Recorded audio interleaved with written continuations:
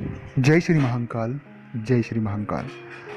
दोस्तों, राजयोग, जिसके बारे में आपके पास बहुत सारी बातें होगी। हर एक व्यक्ति चाहता है कि मेरी कुंडली में राजयोग है या नहीं है, क्या है राजयोग, और राजयोग के बारे में जितनी सारी आपकी कन्फ्यूज़न है वो दूर हो जाएगी। तो मुझे ऐसा लगता है कि राजयोग के बारे में हमारे मन में बहुत सी भ्रांतियाँ हैं, बहुत सी चीज़ें ऐसी हैं जिसको हमें क्लियर करना चाहिए। उससे पहले एक निवेदन है, अगर आप मेरे चैनल को सब्सक्राइब कर लें या आपका ही चैनल है, और कमेंट्स में लिखें जय श्री महाकाल। जो भी आपके इष्ट देवता है उनका नाम आप कमेंट्स में लिखें, और ये जरूर लिखिए कि क्या आपकी कुंडली में राजयोग है या नहीं, आपको पता है या नहीं। अगर है तो लिखिए कि हाँ, हमारी कुंडली में राजयोग है। ठीक है।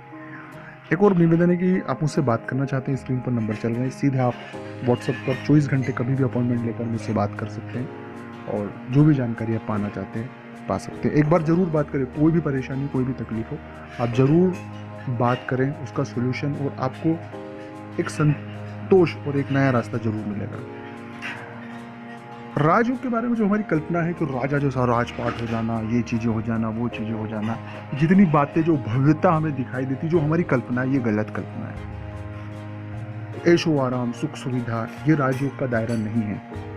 और इसे अगर राजयोग के दायरे में आप रखते हैं तो ये भोग के दायरे में, न कि राजयोग के दायरे में।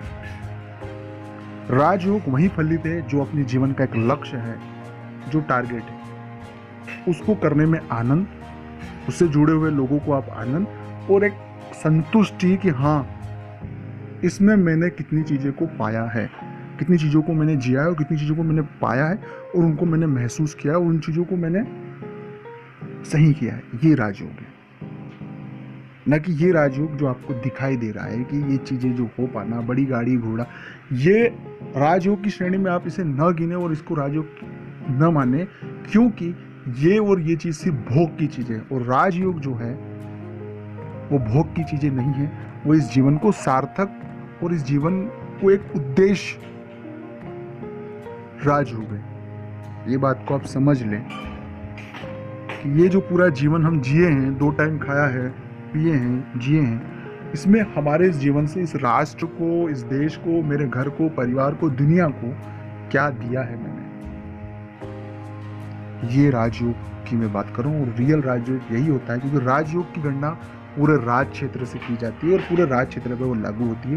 वो किसी भी स्ट्रीम में या किसी भी विषय पर या किसी भी क्षेत्र में आप अपना सर्वोत्तर चीजें दे सकते हैं।